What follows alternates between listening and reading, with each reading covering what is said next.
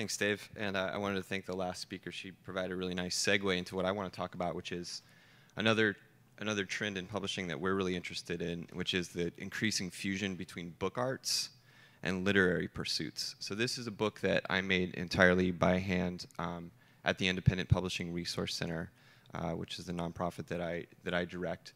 It was made using letterpress machinery, equipment like this, and we have an entire studio of letterpress equipment.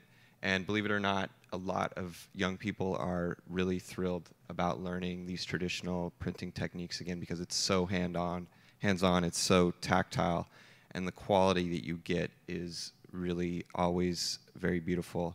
So I like to think of the IPRC as more of a publishing community than a publishing company. Because we don't publish work for other people, we really empower our users, our members, to publish their own work.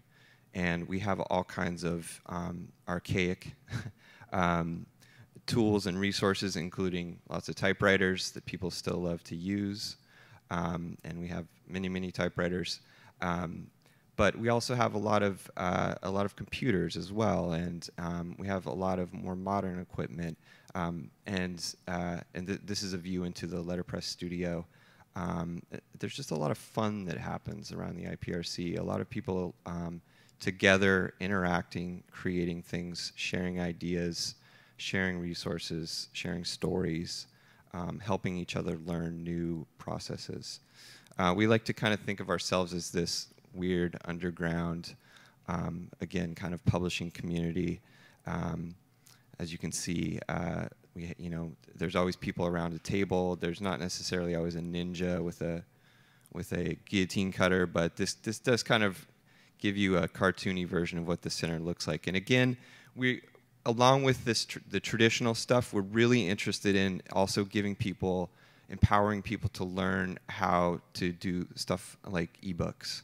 So that's a big part of the movement we're going. So we're looking back at the past and looking forward to the future and thinking about how we can give people all kinds of info to create all kinds of different publications. This is one of our users who used our perfect binding machine. It's just a little tiny machine to make a box full of these really beautiful journals that I think she gave away as gifts.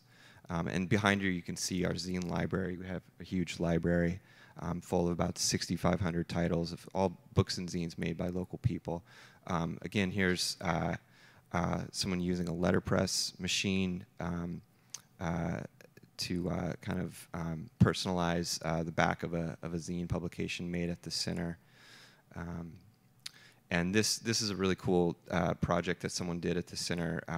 This was made using our perfect binding machine, and then she wrapped a hardcover around it and spray painted the outside edges to give it that kind of like gold leaf look. And she ended up giving that to a friend as a gift. So I think that what we do is, people don't generally do huge print runs, but it's really tied in with this kind of gift culture that Lewis Hyde talks about in his really great book called The Gift. It's kind of like this zine potlatch going on all the time at the IPRC. This is another view of our letterpress studio. This is our logo, so DIY IPRC. It harkens back to Ben Franklin, who was first and foremost a printer. That's how he got started in the world, and I think there's something truly American, truly democratic about doing self-publishing. This is our perfect binding machine that I mentioned. It's a really simple tool, and we have workshops on how to use this kind of thing. And people come in with all kinds of different projects. Again, the project that I passed around is one that I worked on and used this machine to publish. We do a lot of work with kids. So in the summer, we transform into Camp IPRC. So we bring in young people and kind of turn the center over to them. And teach them about zines, graphic novels, comics, huge part of what we do, and there's a lot of interest in Portland and all over the country, and definitely in the comics part.